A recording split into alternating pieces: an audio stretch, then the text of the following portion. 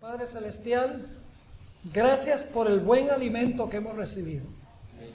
Gracias por la vida y la salud y tantas bendiciones que tú derramas con abundancia sobre nosotros. Gracias especialmente por tu palabra, que es una guía segura para un mundo que anda completamente despistado, completamente desubicado. Pedimos en esta tarde, al estudiar algunas cosas sobre la escena del juicio en Daniel 7, que tu Santo Espíritu nos acompañe por medio del ministerio de tus ángeles. Danos entendimiento, pues queremos ser como Daniel, quien entendió las grandes profecías de tu palabra. Gracias por la promesa de tu presencia. Reclamamos esa promesa en el precioso nombre de Jesús. Amén. Quiero comenzar mencionando que la Biblia, más específicamente las profecías de la Biblia, contienen lo que yo llamo la gran cadena profética. Nosotros los adventistas tenemos un método muy especial de estudiar las profecías. Tenemos un método que se conoce como el método histórico, también se conoce como historicismo. Básicamente es un método matemático de estudiar las profecías donde uno no puede fallar en la interpretación. La idea es que las profecías, especialmente las profecías en cadena, como por ejemplo Daniel 2, Daniel 7, Daniel 8 y 9, Daniel 11, Apocalipsis 12, Apocalipsis 13, esas profecías en cadena comienzan a cumplirse en los días cuando vivió el profeta. Es decir, el punto de inicio es cuando vivió el profeta. La terminación de esta cadena profética es cuando Cristo Jesús toma posesión del reino eterno. Y entre esos dos puntos, donde tenemos el comienzo en los días del profeta y cuando Cristo tome los reinos de la tierra, entre esos dos puntos tenemos una cadena de eventos sin interrupción que se cumplen un evento tras otro. Ahora, la profecía que vamos a mirar esta tarde es una profecía muy bien conocida. La he escogido porque es bien conocida. Lo que tal vez no es tan bien conocido de esta profecía es la última parte de la profecía. Me refiero a la profecía de Daniel, el capítulo 7. Así que si van conmigo a Daniel 7, vamos a estudiar, brevemente vamos a estudiar 2/3 de esta profecía y entonces vamos a enfocarnos especialmente en la escena de juicio que tenemos en este capítulo. Ahora vamos a repasar como marco, porque siempre tenemos que mirar las cosas en su contexto. Vamos a estudiar la secuencia de poderes que tenemos en Daniel 7. En primer lugar tenemos un león. ¿Qué representa el león? Babilonia, año 605 al 539 a.C. Luego tenemos un oso. ¿Qué representa el oso? A los medos y los persas, 539 al año 331 a.C. Luego tenemos un leopardo que representa el reino de Grecia, 331 al 168 a.C. Luego tenemos una cuarta bestia espantosa y terrible que en realidad es un dragón, según Apocalipsis 12. Y ese dragón representa ¿qué reino? Roma. Representa el Imperio Romano. Pero la profecía no termina solo con 4 bestias.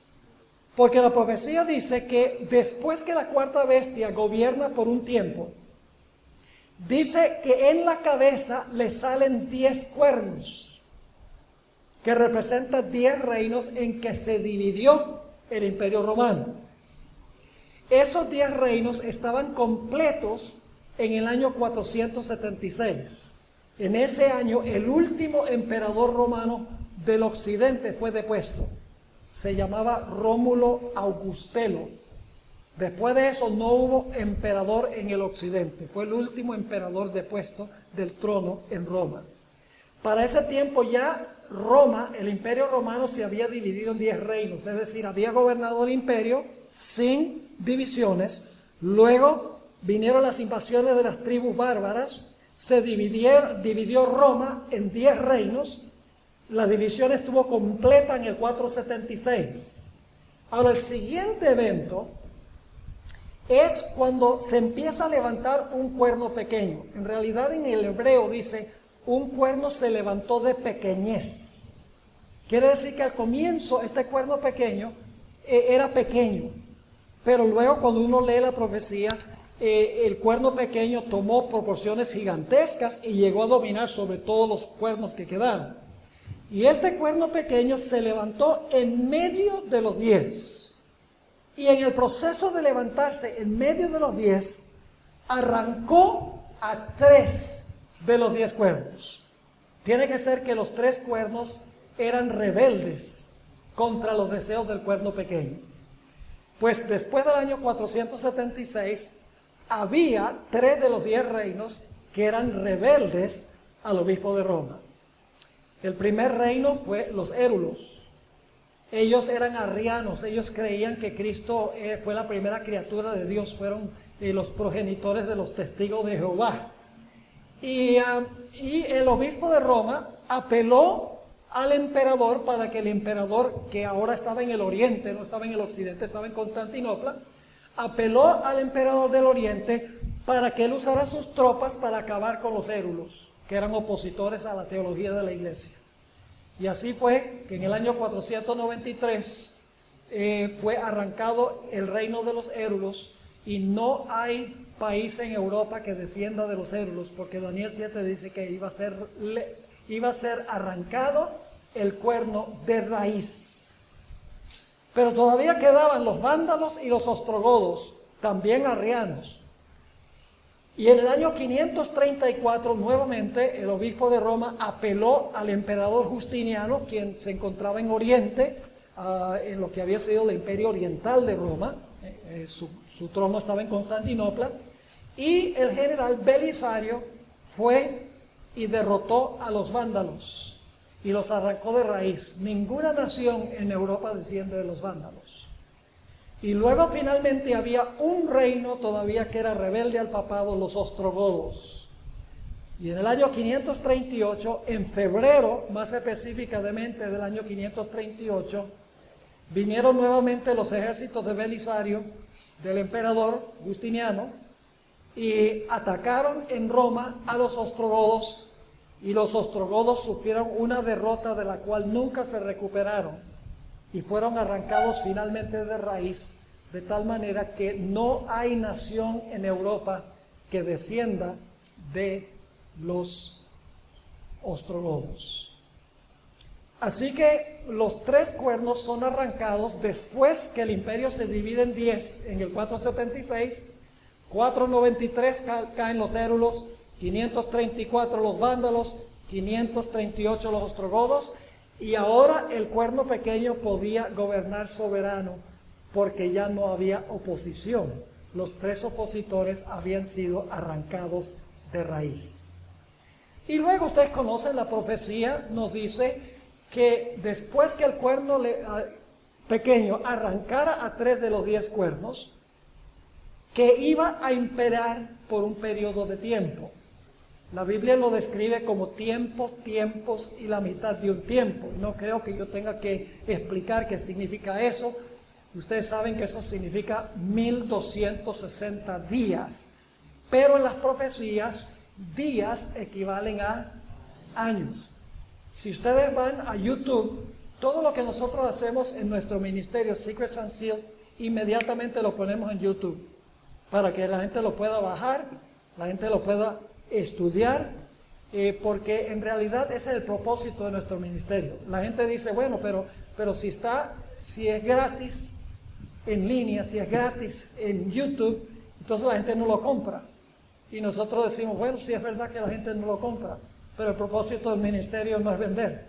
El propósito del ministerio es proliferar el mensaje. Y el Señor bendice, porque donde no hay ventas, hay donativos. Mucha gente dona al ministerio y el ministerio crece, gracias a Dios, no tanto por ventas, sino por donativos. Si ustedes van a YouTube, a una clase de ancla que yo presenté precisamente en marzo de este año, van a encontrar un documento, una presentación, 20 razones por las cuales debemos aplicar el principio de que un día equivale a un año. No una razón, 20 razones por las cuales bíblicamente un día equivale a un año. Así que pueden ir ahí, buscan Ancla 2017, el nombre de la ciudad donde lo tuvimos es Hesperia, con H, Hesperia, y ahí van a encontrar eso y mucho más material. Fue tanto material, teníamos un manual de 700 páginas de material y no pudimos cubrir sino como la mitad en las 24 horas en el transcurso de la semana de instrucción que tuvimos. Pero vayan ahí, van a encontrar mucho material valioso sobre las profecías, gratis, lo pueden bajar. Por favor, bájenlo, compártanlo con otras personas porque creemos que puede ser útil. Ahora, los 1260 años duran desde el 538, cuando el último cuerno es arrancado, hasta el año 1798. ¿En qué mes del año 1798 recibió el papado su herida mortal? En febrero. ¿En qué fecha fueron derrotados los ostrogodos? En febrero. Interesante, no solamente se cumplió con respecto al año, sino que se cumplió con respecto al mes. Y yo creo que si se pudiera determinar el día, sería el día también, porque Dios obra cronológicamente cuando Él da las profecías. Ahora, lo que no se ha estudiado mucho es lo que ocurre después de 1798, después de los 1260 años de dominio papal. Fíjense que hemos seguido la cadena profética sin interrupción. Babilonia, Medo-Persia, Grecia, el Imperio Romano, se divide el Imperio Romano, el papado arranca con la ayuda del poder civil a 3 reinos rebeldes, luego el papado gobierna 1260 años, recibe su herida mortal en 1798. Pero en Daniel 7, después de los 1260 años de dominio del cuerno pequeño o del papado, viene una escena de juicio. Y eso es lo que no se estudia mucho. En el evangelismo hablamos mucho de las bestias y del papado, etc. Pero como que no mencionamos mucho sobre la escena que viene después del dominio del cuerno pequeño. Y por eso quiero detenerme especialmente para que estudiemos algunos aspectos en cuanto a la escena del juicio. Ahora, antes de entrar a hablar del juicio, necesito mencionar algo muy importante.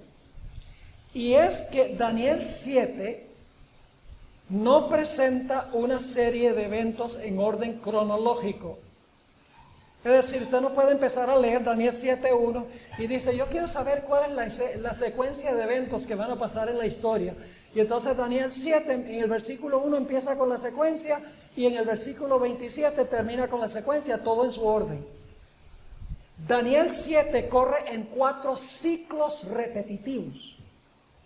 Yo he llegado a la conclusión de que aún más importante que interpretar símbolos en las profecías es determinar la estructura literaria de pasajes que estamos estudiando.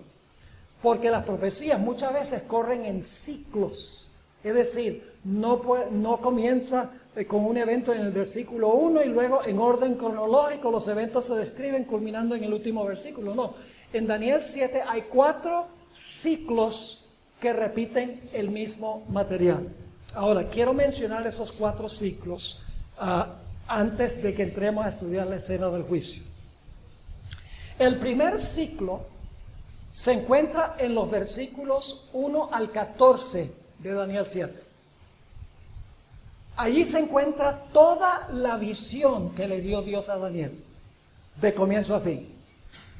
Ahí se relata el león, el oso, el leopardo, el dragón, los 10 cuernos, los 3 cuernos que arranca el cuerno pequeño, el dominio del cuerno pequeño, la escena de juicio, Cristo recibe el reino y entonces se le da el reino a los santos del Altísimo. Es decir, toda la cadena completa de la visión está en los versículos 1 al 14, de comienzo a fin.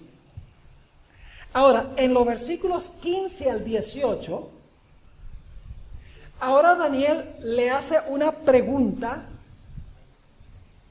y esto lo vamos a estudiar más detalladamente en unos momentos. Daniel quiere saber qué significa la visión, que se le ha mostrado los primeros 14 versículos. Así que Daniel le dice a Gabriel, quien es el ángel que le está dando este sueño, le dice: yo quería saber en cuanto a esta visión. Y por lo tanto ahora viene Gabriel, en los versículos 15 al 18, y le da una explicación breve de la misma visión que tenemos en los versículos 1 al 14. Pero es una explicación abreviada. Ahí Gabriel le dice a Daniel: mira, las 4 bestias son 4 reyes o reinos que se van a levantar en la tierra. Y después de eso dice: los santos recibirán el reino. Es decir, es una explicación abreviada donde otra vez, como Daniel ha preguntado en cuanto al significado de la visión. Ahora viene Gabriel y dice: bueno, te voy a explicar, las 4 bestias son 4 reinos que se van a levantar y finalmente los santos van a recibir el reino cuando el Señor Jesucristo venga. Pero Daniel no queda conforme, así que ahora tenemos un tercer ciclo. Ahora Daniel, en los versículos 19 al 22, ahora Daniel le dice a Gabriel: pero Gabriel, yo lo que quiero es que tú me expliques en cuanto a la 4ª bestia, en cuanto a los 10 cuernos, en cuanto al cuerno pequeño, y la venida del anciano de días para el juicio, y cuando los santos toman posesión de los reinos del mundo. Eso es lo que yo quiero saber. Así que nuevamente ahora se repite en la pregunta de Daniel, se repite otra vez el asunto de qué representa la 4ª bestia, los 10 cuernos, el cuerno pequeño, la venida del anciano de días y el juicio, y cuando los santos reciben el reino. Y entonces en los versículos 23 al 27, ahora Gabriel le explica a Daniel, fíjese, otro ciclo otra vez, le dice a Daniel: ahora te voy a explicar qué es la 4ª bestia, qué son los 10 cuernos, qué es el cuerno pequeño, su periodo de dominio, qué significa cuando viene el anciano de días y el momento cuando los santos reciban el reino. ¿Les queda claro? Es decir, el capítulo no está en orden cronológico. Tiene 4 ciclos repetitivos, y por eso tenemos, cuando estudiamos las profecías, tenemos no solamente que interpretar, bueno, estrella representa un ángel, o una bestia representa una nación. No es suficiente interpretar los símbolos, tenemos que ver cómo es la estructura del pasaje, cómo está organizado. Ahora, antes de entrar a estudiar la escena de juicio, en Daniel 7 hay otro punto que necesito cubrir. ¿Les quedó claro este punto? ¿Sí? Ok, ahora hay otro punto que tenemos que cubrir. Y es que para el mundo cristiano, el juicio es un evento. Para la iglesia adventista, el juicio es un proceso. ¿Me escucharon? Para los no adventistas, el juicio es un evento. Para la iglesia adventista, el juicio es un proceso. La razón por la cual el mundo cristiano está tan confundido cuando se trata de las profecías y el santuario es porque no entiende el juicio. Yo les pregunto, para una persona que no es adventista, si una persona cuando murió aceptó a Cristo, ¿para dónde va? Al cielo. Y si no recibió a Cristo, al infierno. Entonces, ¿cuándo es juzgada la persona? Cuando la persona se muere. Ese es el evento. La persona muere, ¡pum!, cielo o infierno. Entonces, ¿para qué se convoca un juicio celestial? Para examinar los registros si la persona es recompensada cuando se muere. ¿Están entendiendo lo que estoy diciendo? Ahora, según el concepto bíblico, el juicio consta de 3 pasos consecutivos. Los mismos 3 pasos que ocurren en un juicio terrenal. Ahora, yo no sé cómo es el sistema de juicio en Costa Rica, pero yo me imagino que es parecido a los Estados Unidos. Traen a un acusado. Hay un fiscal y hay un abogado defensor. ¿Qué es lo primero que se hace en el juicio? ¿Tienen juicios de jurado aquí? ¿O el juez siempre dicta la sentencia? El juez. Ok, vamos a usar entonces el caso del juez. En los Estados Unidos hay el sistema de jurado, 12 personas, y ellos son los que finalmente pronuncian el veredicto. Pero aquí es el juez. Ok. ¿Qué es lo primero que se hace en un juicio en Costa Rica? Lo primero que hace el juez es decir culpable. No, ¿qué sucede primero? Se examina, se investiga la evidencia. El fiscal presenta su caso en contra, el abogado defensor presenta su evidencia a favor, y después que se ha investigado el caso, entonces ¿qué hace el juez? Dicta la sentencia, y luego ¿qué se hace? Se implementa la sentencia. ¿Es así o no es así? 3 pasos: investigación, sentencia y ejecución de la sentencia. Son los 3 pasos del juicio. ¿Sabe lo que pasó? Los seres humanos se copiaron de Dios, porque esa es la forma en que Dios desempeña el juicio. Dios también hace una investigación, Dios también pronuncia sentencia, y Dios también finalmente ejecuta la sentencia. Pero lo sorpresivo es, escuchen bien, los primeros 2 pasos del juicio ocurren en el cielo. El tercer paso, que es la ejecución de la sentencia, ocurre en la tierra. ¿Oyeron lo que dije? La hora del burro. Los primeros 2 pasos del juicio ocurren ¿dónde? En el cielo. Y el tercer paso, el de la ejecución de la sentencia, en la tierra. Ahora, con esto en mente, sí vamos a ir a Daniel 7, a la escena del juicio. Daniel 7, el versículo 8 al 10, y luego vamos a leer los versículos 13 y 14. No tenemos tiempo de estudiar todos los versículos, solamente los que tienen especialmente que ver con el juicio. Dice allí en el versículo 8: mientras yo contemplaba los cuernos, he aquí que otro cuerno pequeño salía entre ellos, y delante de él fueron arrancados 3 cuernos de los primeros. Y he aquí que este cuerno tenía ojos como de hombre y una boca que hablaba grandes cosas. Ese es el papado, ¿verdad? ¿Cuánto tiempo imperó? El versículo 25 nos va a decir que fue por 1260 días o años. Ahora, ¿qué sucede después del dominio del cuerno pequeño? Después del dominio del cuerno pequeño viene el juicio. Quiere decir que el juicio tiene que ocurrir ¿después de qué fecha? Después de 1798. Porque llevamos una cadena de eventos. El siguiente evento, después de los 1260 años, es la escena del juicio.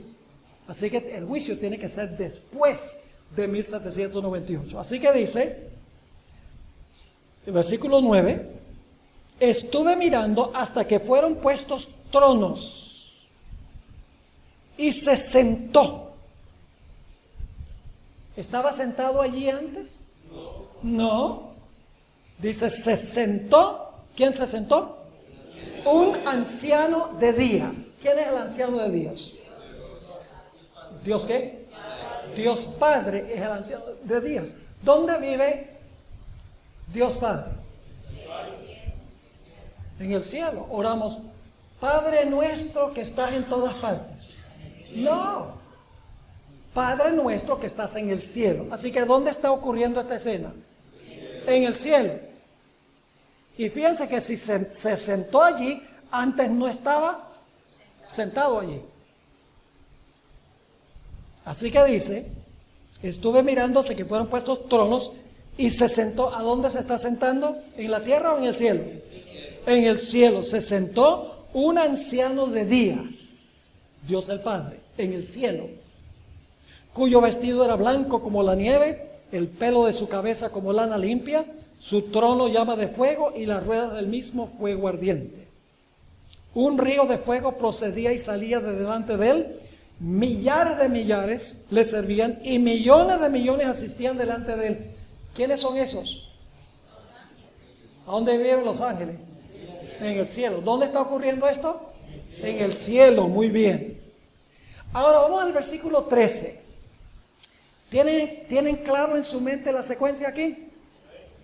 El Padre de alguna parte se mueve, se sienta, y luego entonces, después que se sienta, dice que se abren los libros. ¿Con qué propósito se van a abrir los libros? Para hacer la investigación. Se va a examinar la evidencia, ¿sí o no? ¿Dónde se va a examinar la evidencia?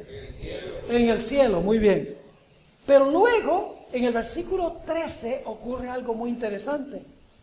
Otro personaje se va a mover a donde se movió el anciano de días. Dice en el versículo 13, miraba yo en la visión de noche, he aquí con las nubes del cielo. ¿Qué son las nubes del cielo? Los ángeles son las nubes. Dice, cuando la Biblia dice que he aquí viene con las nubes y todo ojo le verá, las nubes representan ángeles. Cuando la sierva de Dios habla de esa nube como la mitad del tamaño del puño de una mano, dice que se vuelve más y más grande a medida que se acerca a la tierra, y cuando ya está cerca de la tierra se ve que en realidad la nube es una nube de ángeles. Una nube recibió a Jesús para ascender al cielo. ¿Qué fue esa nube que vino para llevar a Jesús al cielo? Los ángeles. Así que dice, miraba yo en la visión en la noche, he aquí con las nubes del cielo, venía uno como un hijo de hombre. ¿Y a dónde se mueve? ¿A la tierra? No, dice que vino hasta el anciano de días. ¿A dónde está llegando este personaje? El Hijo del Hombre es Jesús, obviamente. ¿A dónde va Jesús? ¿Está viniendo a la tierra o está yendo a donde fue el Padre en el cielo? A donde fue el Padre en el cielo. Y luego dice, vino hasta el anciano de días y le hicieron acercarse delante de él. ¿Quién le hizo acercarse delante de Dios el Padre? Los ángeles, según el contexto. Ahora, ¿a qué va Jesús allá? Se mueve el Padre, se abren los libros, ahora va Jesús a donde fue el Padre. Esto está ocurriendo en el cielo. ¿A qué va Jesús? A donde fue el Padre.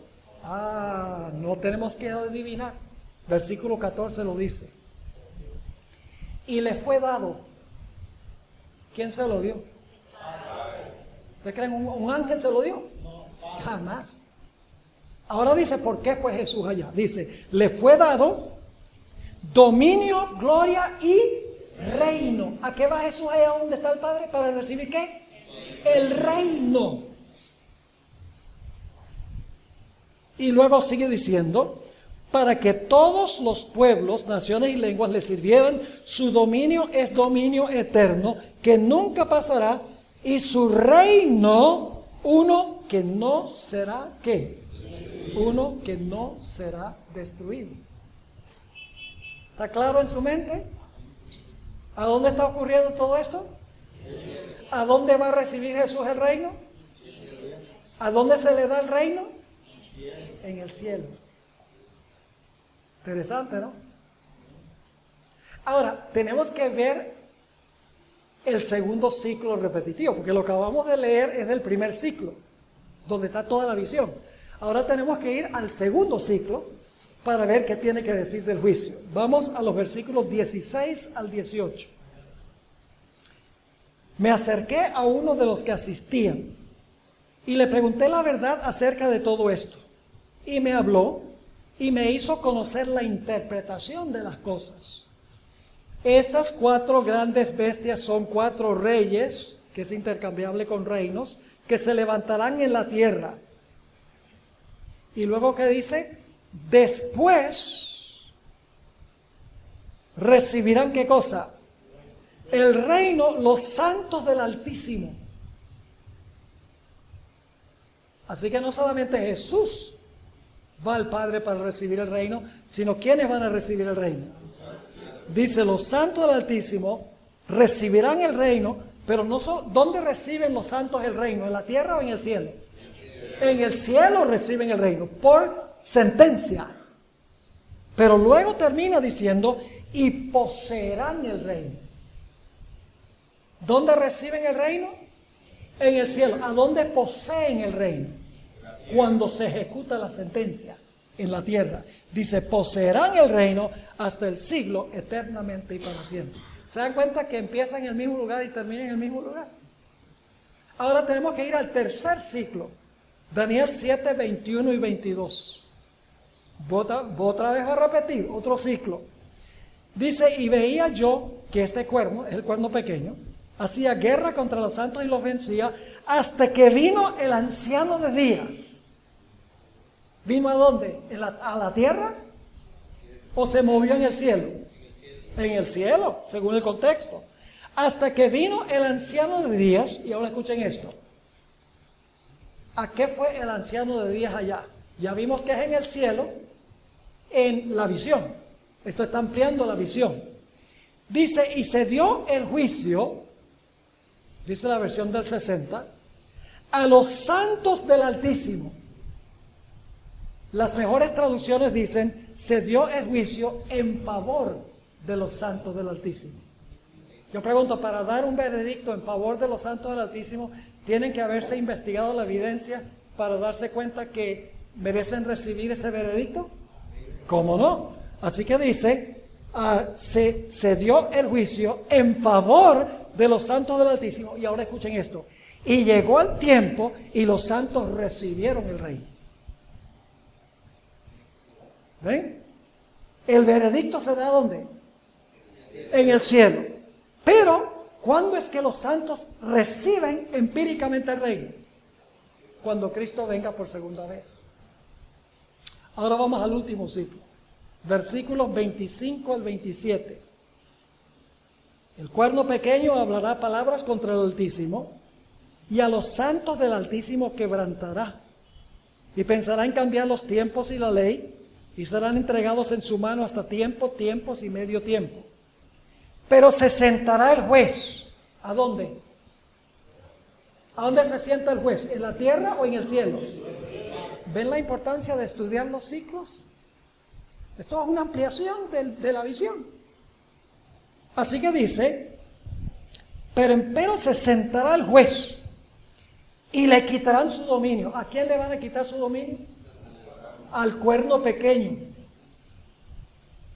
para que sea destruido y arruinado hasta el fin, y que el reino y el dominio y la majestad de los reinos debajo de todo el cielo sea dado al pueblo de los santos del Altísimo.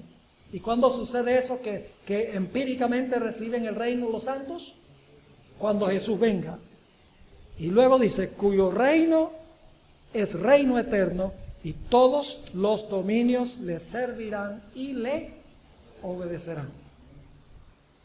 ¿Cuántos pasos tiene el juicio? 3.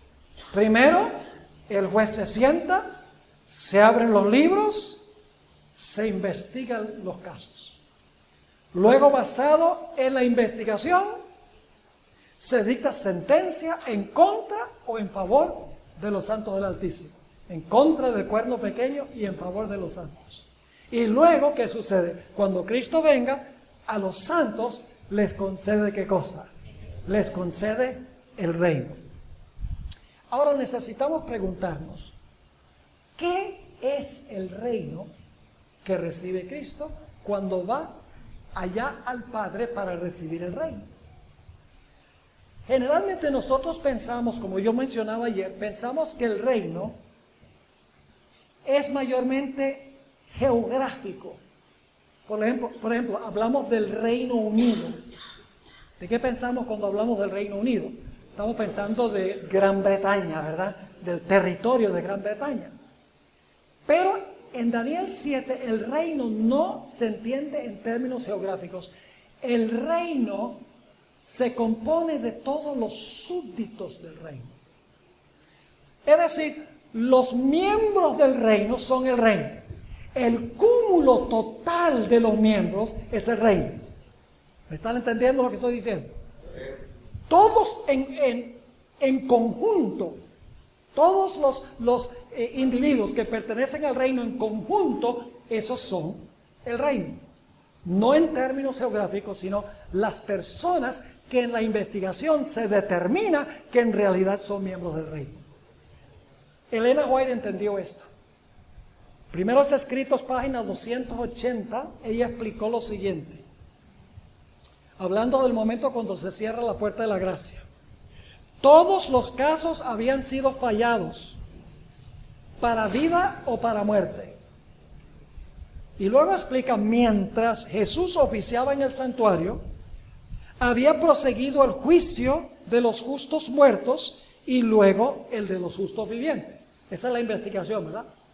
Mientras Jesús estaba en el santuario, continuó el juicio primero de los muertos y luego de los vivos.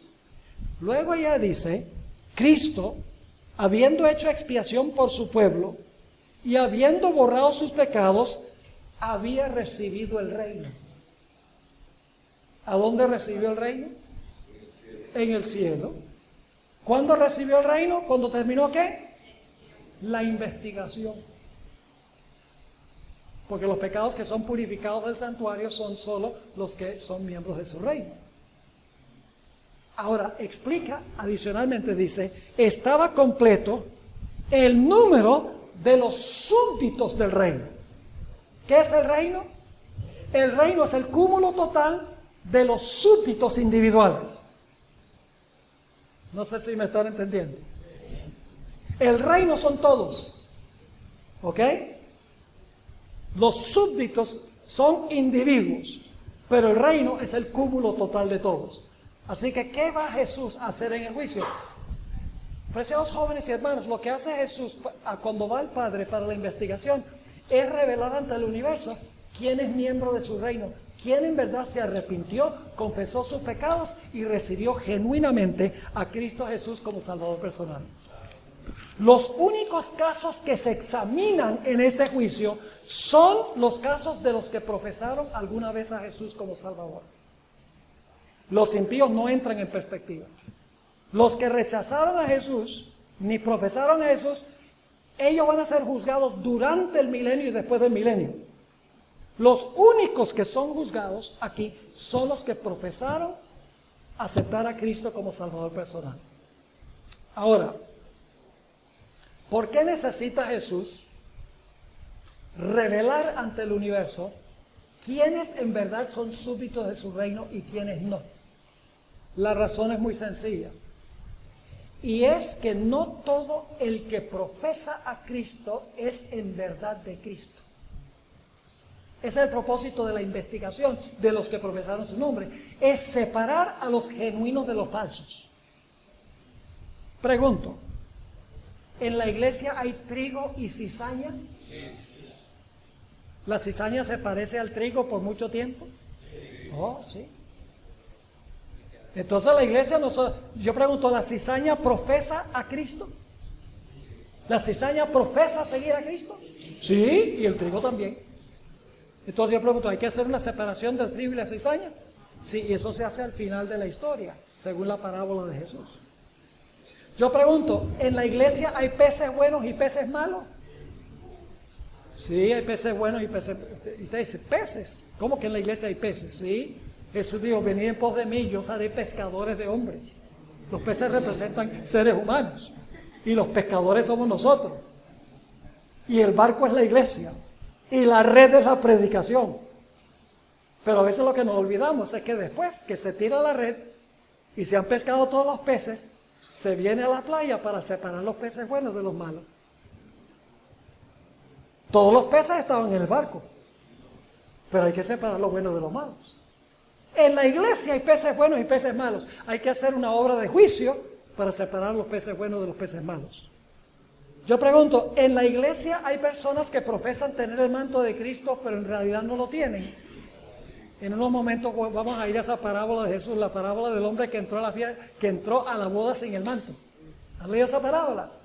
Compagina con Daniel 7, es muy interesante, vamos después a eso. Pero por ahora hay personas que reclaman tener el manto que no lo tienen. Hay personas en la iglesia que dicen Señor, Señor, y echan demonios y hacen milagros y dan profecías en el nombre de Jesús, que Jesús les va a decir, yo nunca los conocí a ustedes. Sí, como no, profesaron a Jesús. Yo pregunto, ¿en la iglesia hay lobos vestidos de oveja? Oh, claro que sí. ¿En la iglesia hay ministros que se disfrazan como ministros de justicia? En la iglesia hay personas que tienen apariencia de piedad, pero en realidad no tienen piedad. Sí, Señor. Por eso hay que hacer la investigación, no para informar a Dios, porque Dios ya sabe. Dios es omnisciente. Dios no tiene que decir, bueno, hagamos el juicio para yo poder saber quién se va a salvar y quién se va a perder. Dios ya sabe quién se va a salvar y quién se va a perder. Dios ya sabe la elección que nosotros vamos a hacer. Dios no lo determina, Él sabe cuál será nuestra decisión. Dios no necesita un juicio. El juicio es para bien del universo, para que el universo vea que Dios obró correctamente en cada caso. Imagínense ustedes un juicio. Ha dicho sea de paso, mi querido amigo Scarone, empezamos tarde, así que no te estoy robando tiempo.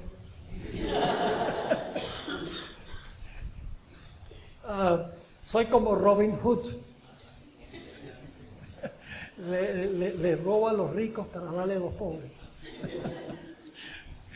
Ok, volvemos a esto. Yo pregunto, ¿hay alguna posibilidad que Dios le dé perdón a una persona y que después revoque el perdón? Sí, Señor. Si el arrepentimiento y la confesión fueron lágrimas de cocodrilo, el juicio lo va a revelar y el perdón será revocado. Y usted dice, ¿dónde saca eso de la Biblia? De la parábola de los dos deudores. Había un deudor que debió una suma inmensa que no podía pagar. No, en varias vidas no podía pagar, era 10,000 talentos. Una suma astronómica.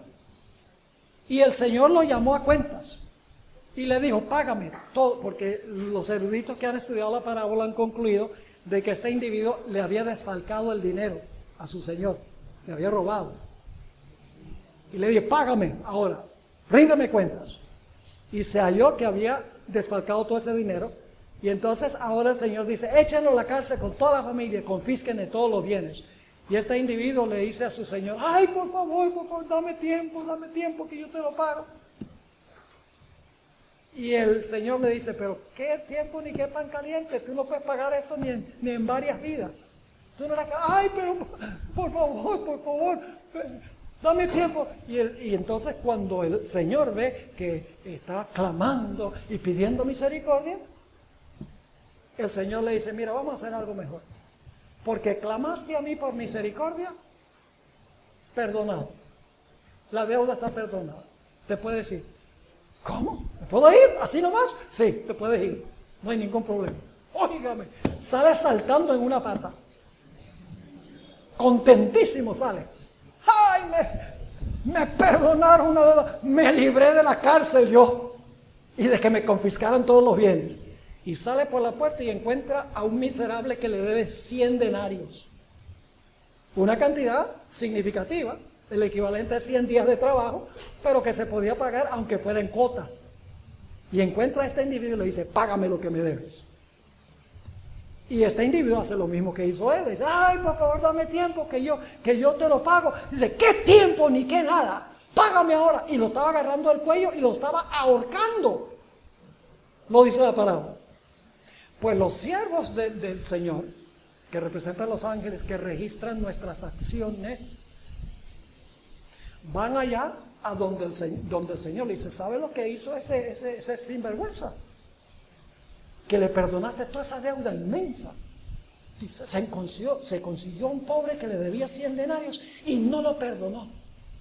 Lo estaba ahorcando. Y el Señor dice, así es la cosa. Tráiganme a ese reo acá. Y se lo trajeron y dijo, yo no te perdoné una deuda inmensa que tú no podías pagar. Y con una sonrisa dice, sí, gracias, muy amable. Y entonces el Señor le dice, si tú en realidad estabas arrepentido y triste por haber desfalcado ese dinero, ¿no deberías haberlo demostrado perdonando a tus semejantes? ¿Tu fe no debería haberse manifestado en obras? Y lo echó a la cárcel, le confiscó todo y echó a su familia a la cárcel hasta que pagara todo lo que debía. Y la Biblia dice que le revocó el perdón. había sido perdonado y el perdón le fue retirado. ¿Por qué razón? Porque tenía tristeza por las consecuencias que le iba a aportar lo que había hecho y no por el hecho mismo. Lágrimas de cocodrilo. ¿Y saben cómo se demostró que eran de cocodrilo? Por la forma en que trató a su semejante. Por eso el Padre nuestro dice, perdónanos nuestras deudas, así como nosotros perdonamos a nuestros deudores. Dios nos perdona a medida que perdonamos. Este individuo estaba arrepentido de las consecuencias que le iba a aportar su actitud y sus acciones, y no de las acciones pecaminosas en sí mismos. Yo pregunto, hay muchas personas que tienen la misma presunción, que reclaman a Cristo como Salvador personal y han recibido perdón, pero que en el juicio por sus obras se demostrará que en realidad no eran seguidores de Jesús. Eso es lo que enseña esta parábola. Ahora, hablemos un poquito más sobre este asunto. ¿Les está quedando claro? Ok, ahora, vamos a hablar un poquito de la boda. El hecho de Cristo recibir el reino es lo mismo que la boda de Jesús con su pueblo. Cuando su pueblo está completo, a base de la investigación, se realiza en el cielo la boda. Que es lo mismo que decir que cuando se ha determinado quiénes son los súbditos de su reino, entonces en el cielo recibe su reino. Es decir, recibir el reino y celebrar la boda es lo mismo. ¿A dónde se celebra la boda? En el cielo. ¿A dónde recibe Jesús el reino? En el cielo. ¿Cuándo lo recibe? Cuando termine la investigación y se ha demostrado quién en verdad se arrepintió y confesó sus pecados y confió en Jesús. Su reino está completo cuando cada caso haya sido decidido. Su reino está completo, su esposa está completa. No le falta ni un dedo, ni una uña. El reino está completo, su esposa está aparejada, en otras palabras. Y entonces en el cielo se realiza la boda. Y usted dice, pastor, entonces la boda se hace en el cielo mientras que el pueblo está en la tierra. Sí, señor. Igual que lo que dice Daniel 7. Se lo voy a comprobar. Vamos a Lucas 12. Lucas 12, 35 al 37. Lucas 12, 35 al 37. Es el texto clave. Y está relacionado con la parábola de las 10 vírgenes. El cierre de la puerta en los días de las 10 vírgenes no representa la segunda venida, sino el cierre de la puerta de la gracia, cuando todos los casos están decididos, la gente ha aceptado entrar o no entrar. Dice allí en Lucas 12, 35, está hablando a Jesús a los discípulos. Estén ceñidos vuestros lomos y vuestras lámparas encendidas. Se parece a los 10 vírgenes, ¿verdad? Vuestras lámparas encendidas. ¿Qué tenían las lámparas? ¿Y cuál es el propósito del aceite? Alumbrar. ¿Para qué recibimos el Espíritu Santo? Para alumbrar. Y el que no alumbra no tiene Espíritu Santo. Dice, pastor, eso es muy duro, muy drástico. Sí, pero es la verdad. Jesús dice que el que no tiene luz para impartir es porque no tiene conexión con la fuente de la luz. Jesús dijo, yo soy la luz del mundo, pero también dijo, vosotros sois la luz del mundo. ¿Cómo es que Él puede ser la luz del mundo y nosotros también somos la luz del mundo? Muy sencillo, Él es el sol y nosotros somos la luna. Él es luz original que brilla sobre nosotros y luego nosotros reflejamos su luz. Y si no estamos reflejando la luz es porque no tenemos conexión con la fuente de la luz. La mayor evidencia de que una persona conoce a Jesús es un deseo intenso de hacerlo conocer a otros. No puede contener la experiencia en su corazón, dice la sierva del Señor. Así que dice, estén ceñidos vuestros lomos y vuestras lámparas encendidas, y vosotros sed, ahora noten eso, y vosotros sed semejantes a hombres que aguardan a que su Señor regrese de las bodas. ¿Cómo? Le dice a sus discípulos, estén ustedes aparejados con las lámparas encendidas para cuando el Señor, ¿qué? Regrese a la boda. Ahora, si es cuando Él regresa a la boda, no estuvieron en la boda. ¿Están conmigo? Y luego dice, para que cuando llegue y llame, le abran enseguida. Bienaventurados aquellos siervos a los cuales su Señor cuando venga, y ahora sí está hablando de la segunda venida, cuando venga, halle velando. De cierto os digo que se ceñirá. Ahora viene la recepción. La boda y la recepción son dos cosas distintas. Dice, de cierto os digo que se ceñirá y hará que se sienten a la mesa y vendrá a servirles. ¿Dónde se realiza la boda? En el cielo. ¿Y dónde es la recepción? En el cielo también, pero ya cuando el pueblo de Dios está ahí. Permítame leerles de la hermana White una cita de Primeros Escritos, donde ella dice: vi una mesa de plata pura, de muchos kilómetros de longitud, y sin embargo nuestra vista la abarcaba toda. Vi el fruto del árbol de la vida, el maná, almendras, higos, granadas, uvas, todos son frutos de California. Porque la hermana se jubiló en California. Pero la bendición es que ella dice, almendras, higos, granadas, uvas y muchas otras especies de frutas. Fíjense, hay papaya y mango también. Lo que pasa es que la hermana White no los conocía. Ella no sabía qué es el rambután. Y ustedes tampoco sabían lo que era hace muchos años. Ahora, sigue diciendo. Ahora fíjense la reacción de la hermana White. Le rogué a Jesús que me permitiese comer del fruto y respondió: todavía no. Quienes comen del fruto de este lugar ya no vuelven a la tierra. Pero si eres fiel, no tardarás en comer del fruto del árbol de la vida y beber del agua del manantial. Y añadió: debes volver de nuevo a la tierra y referir a otros lo que se te ha revelado. Eso es lo que nosotros tenemos que hacer. Entonces un ángel, fíjense que uno puede palpar la tristeza de la hermana White. Dice: entonces un ángel me transportó suavemente a este oscuro mundo. A veces me parece que no puedo yo permanecer aquí. Tan lóbregas me resultan todas las cosas de la tierra. Me siento muy solitaria aquí, pues he visto una tierra mejor. Ojalá tuviese alas de águila, de paloma, echaría a volar para obtener descanso. Así debemos sentirnos nosotros. Debemos ansiar que termine esto aquí, de calor que tenemos aquí.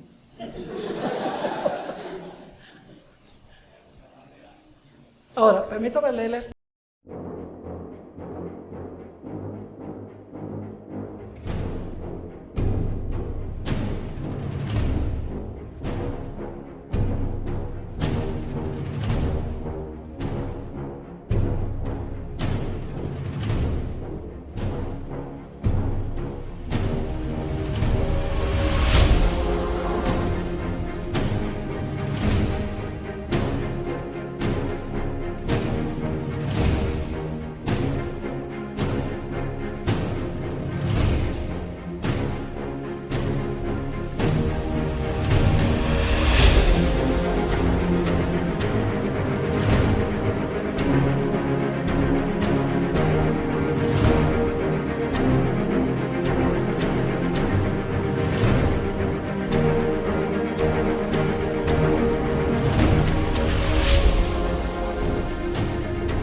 Pasaje. ¿Cuánto tiempo? Ya se acabó el tiempo, ¿verdad? Bueno, déjeme leer este último texto. Quería tratar también si el juicio tiene que ver solo con el cuerno pequeño, porque está hablando del cuerno pequeño. Algunos dicen: no, eso no tiene nada que ver con Levítico 16, porque esto lo que tiene que ver es con juzgar el cuerno pequeño. Pero en realidad yo tengo una forma de demostrar que es algo más amplio, pero no vamos a tener tiempo para eso. Lo que sí quiero mirar es Mateo 22, 11 al 13. Pero si pusieron su email en la tarjeta, ahí van a tener lo que falta, un incentivo para llenar la tarjeta. Mateo 22 tiene una parábola muy interesante. La parábola del banquete.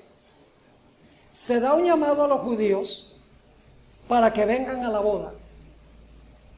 rechazan el llamado.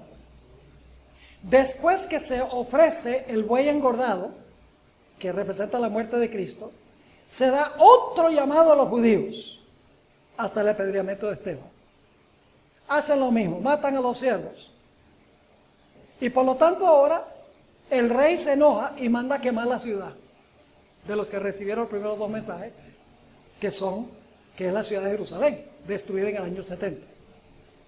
Todavía no se ha realizado la boda. Así que ahora, como el pueblo judío no recibió el mensaje, se da la orden: vayan por los caminos e inviten a la boda a todos cuantos encuentren. La palabra caminos es una palabra técnica que significa los gentiles. Recuerdan que Jesús le dijo a los discípulos: no vayan por los caminos a los gentiles, vayan solo a las ovejas extraviadas de la casa de Israel. Caminos significa los gentiles. Así que ahora el evangelio, como los judíos lo rechazaron, va a todas las naciones y se llena el salón de invitados a la boda. Todavía la boda no se había hecho cuando todos los invitados están presentes allí. Y ahora, cuando están ya presentes todos los que están en el salón de la boda, que se va a realizar la boda, sale el rey. Y el rey va a hacer algo muy significativo. Vamos al versículo 11. Y entró el rey para ver a los convidados. Esa palabra ver, hay una palabra común para ver en la Biblia, que en el Nuevo Testamento, que es la palabra blepo. Y hay otras palabras también para ver. Esta palabra es una palabra que no es usual. Es una palabra que significa para examinar o escudriñar.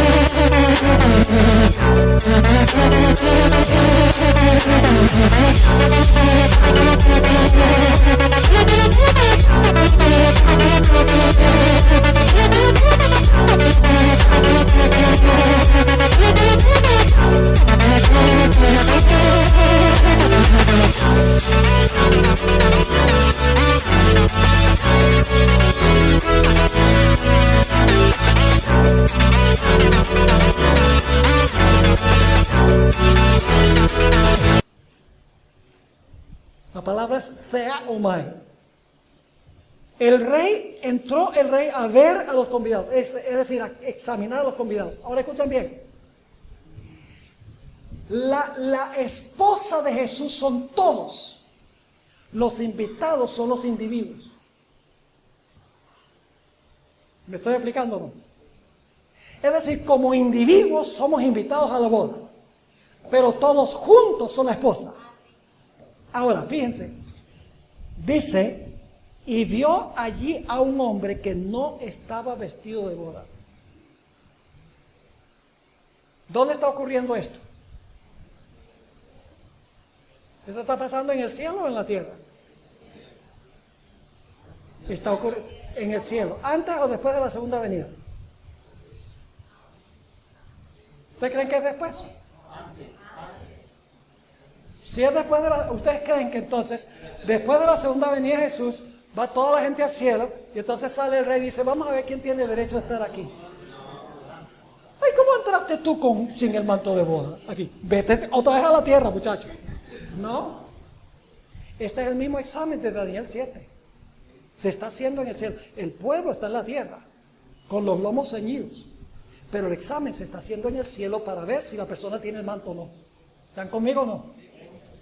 Así que dice, y le dijo: amigo, ¿cómo entraste aquí sin estar vestido de boda? ¿Cómo es que tú profesas seguirme a mí, haberme recibido como salvador personal, y el registro dice lo contrario? Mas él enmudeció. Entonces ahora viene la sentencia. Entonces el rey dijo a los que servían, que son los ángeles, atadle de pies y manos y echadle en las tinieblas de afuera, allí será el lloro y el crujir de dientes. Yo pregunto, ¿hicieron eso con ese individuo?